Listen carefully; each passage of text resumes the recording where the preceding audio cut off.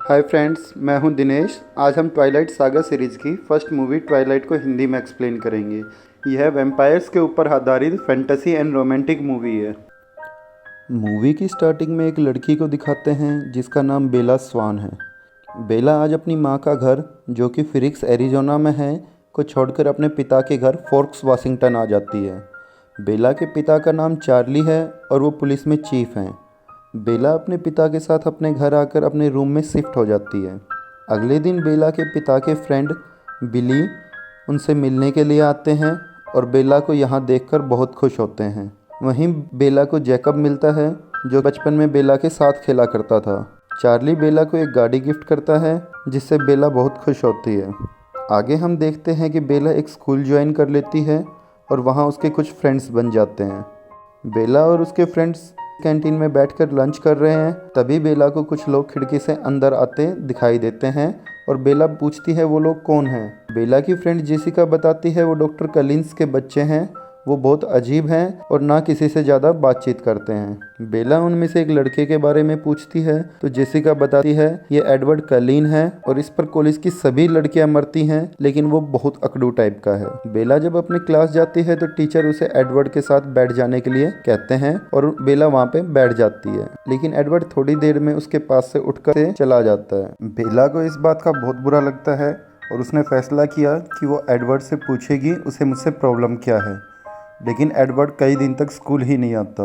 दूसरी तरफ मूवी में दिखाते हैं कि एक आदमी बहुत डरा हुआ है और कुछ लोगों से बचने के लिए भाग रहा है। तभी वो लोग उसे मार देते हैं। चार्ली बेला को कहते हैं शाम को उसे आने में देर हो जाएगी क्योंकि एक फैक्ट्री के सिक्योरिटी गार्ड को किसी जानवर ने मार दिया है। तभी एक दिन बेला को एडवर्ड क्लास में बैठा दिखाई देता है और वो उसके पास आकर बैठ जाती है। बेला और एडवर्ड दोनों एक दूसरे को इंट्रोड्यूस करते हैं। बेला एडवर्ड से पूछती है तुम इतने दिन से कहाँ थे, और एडवर्ड कहता है कि वह अपने रिश्तेदार के घर गया हुआ था। फिर दोनों बात करते करते क्लास से बाहर आ जाते हैं। बेला एडवर्ड से पूछती है तुमने क्या लेंसेज पहने हुए हैं, क्योंकि लास्ट टाइम तुम्हारी आंखों का कलर ब्लैक था और आज लाइट ब्राउन है। एडवर्ड कहता है कि ये लाइट्स का इफ़ेक्ट है और वहाँ से चला जाता है।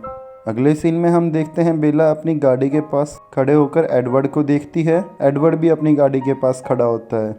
तभी रोड पर एक गाड़ी का बैलेंस बिगड़ जाता है और वो गाड़ी बेला से टकराने ही वाली होती है कि एडवर्ड बहुत स्पीड से बेला के पास आकर उस गाड़ी को एक हाथ से रोक देता है और बेला को एक्सीडेंट से बचा लेता है। बेला इस बात से बहुत अचंभित हो जाती है और एडवर्ड से पूछती है तुम पलक झपकते ही इतनी दूर से मेरे पास कैसे आए और तुमने कैसे चलती गाड़ी को एक हाथ से रोक दिया। एडवर्ड कहता है कि मैंने एनर्जी ड्रिंक पी रखा था और वो वहाँ से गुस्सा होकर चला जाता है। अगले दिन बेला कैंटीन में अपने फ्रेंड्स के साथ लवपुस बीच जाने की बात कर रही होती है। तभी एडवर्ड अचानक से बेला के पास आ जाता है और दोनों फिर से बात करने लगते हैं। बेला एडवर्ड से कहती है कि तुम जैसे दिखते हो वैसे हो नहीं, मुझे तुम्हारा असली चेहरा देखना है। तभी बेला कहती है कल हम लवपुस बीच घूमने जा रहे हैं, तुम भी हमारे साथ चलो। तो एडवर्ड बीच का नाम सुनकर वहाँ से जाने के लिए मना कर देता है। नेक्स्ट डे बेला अपने फ्रेंड्स के साथ बीच पर घूमने के लिए चली जाती है। वहीं उसे जैकब और उसके फ्रेंड्स मिलते हैं। जैकब के फ्रेंड्स बेला को बताते हैं कि कलिंस कभी भी इस तरफ नहीं आते, वो लोग वैम्पायर्स के जैसे दिखते हैं। बेला जैकब से पूछती है उसके फ्रेंड्स क्या कह रहे थे, तो जैकब कहता है कि हमारे क्विलिट्स जनजाति को भेड़ियों का वंशज माना जाता है। बेला पूछती है कि कलिंस की हिस्ट्री क्या है, तो जैकब कहता है कि वो हमारे जाति दुश्मनों के वंशज है। जब मेरे परदादा, जो कि कबीले के मुखिया थे, उन्होंने पहली बार दुश्मनों को हमारी ज़मीन पर शिकार करते देखा, लेकिन दुश्मनों ने पीसफुल होने का वादा किया। फिर हमारी जनजातियों के साथ एक डील हुई कि वे क्विलिट्स लैंड से दूर रहें तो भेड़िए उनका राज ही रखेंगे।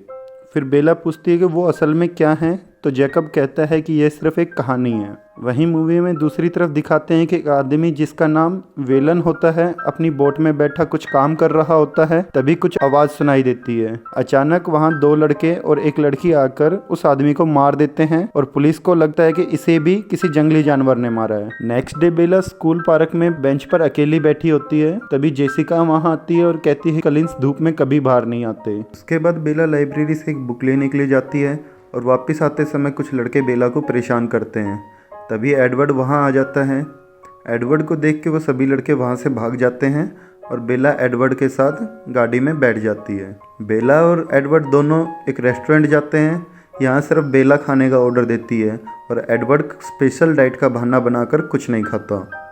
बातों बातों में बेला को पता चलता है कि एडवर्ड माइंड रीड कर सकता है, पर वो बेला का माइंड रीड नहीं कर पाता।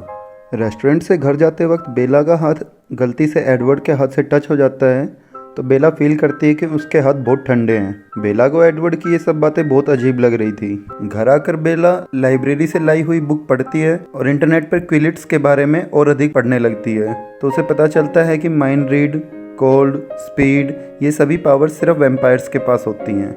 नेक्स्ट डे बेला जब एडवर्ड से मिलती है तो उसे बता देती है कि मुझे तुम्हारे बारे में सब कुछ पता चल चुका है और तुम एक वैम्पायर हो। एडवर्ड अब बेला को कहता है कि हाँ, मैं एक वैम्पायर हूँ और तुम्हें मुझसे दूर चले जाना चाहिए, पर बेला कहती है कि वो ऐसा नहीं कर सकती।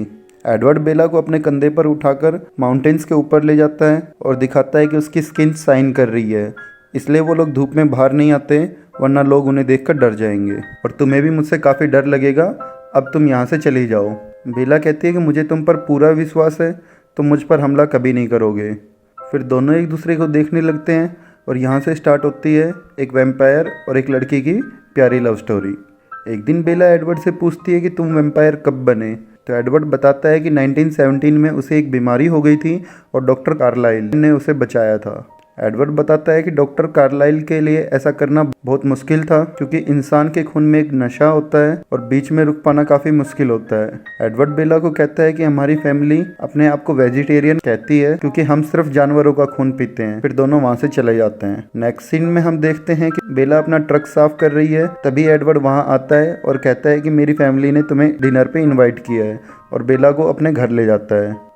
घर पर एडवर्ड बेला को अपनी माँ एज़मी, पिता कार्लाइल और बाकी वैम्पायर फैमिली से मिलवाता है, लेकिन उनके अजीब बिहेवियर को समझने के लिए एडवर्ड बेला को अपने रूम की ओर लेके जाता है।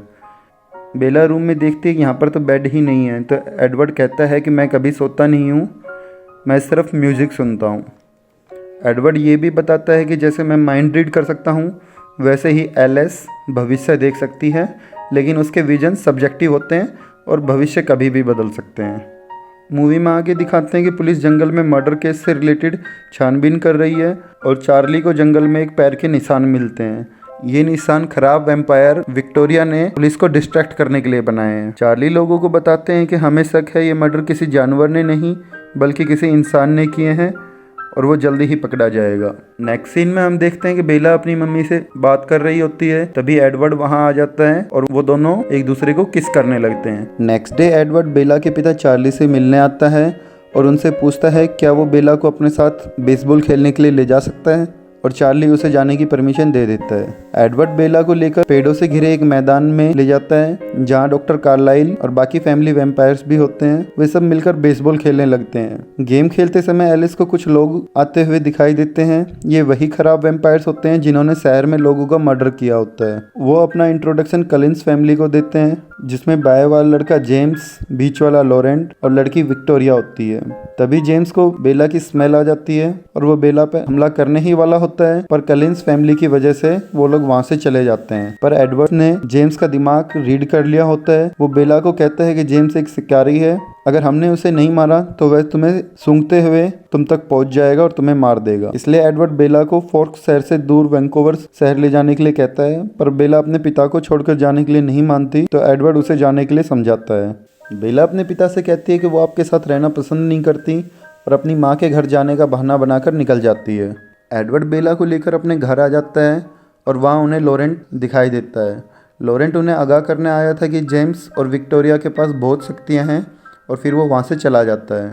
अब एडवर्ड और बाकी वैम्पायर्स मिलकर जेम्स को मारने का एक प्लान बनाते हैं। एलिस बेला को अपने साथ साउथ ले जाती है और बाकी वैम्पायर्स बेला के पुराने कपड़े पहन लेते हैं ताकि जेम्स को उनमें से बेला की स्मेल आए। जेम्स जंगल में उनका पीछा कर रहा था, तभी उसे पता चल जाता है ये एक ट्रैप है और अपना रास्ता बदल कर कहीं और चला जाता है। एलिस को विजन में दिखता है जेम्स एक मिरर वाले कमरे में जाता है। उस कमरे को बेला पहचान लेती है। वो कमरा बैलेट स्टूडियो होता है, जो बेला के पहले के स्कूल में था, जहाँ बेला बचपन में जाया करती थी। तभी बेला को उसकी माँ का फ़ोन आता है, पर दूसरी तरफ जेम्स बात कर रहा होता है। जेम्स बेला के बचपन के स्कूल से उसकी माँ का एड्रेस निकालकर वहाँ पहुँच जाता है और बेला को ब्लैकमेल करके उसके पुराने बैलेट स्टूडियो में अकेले बुलाता है। बेला बिना किसी को बताए अकेले बैलेट स्टूडियो पहुँच जाती है।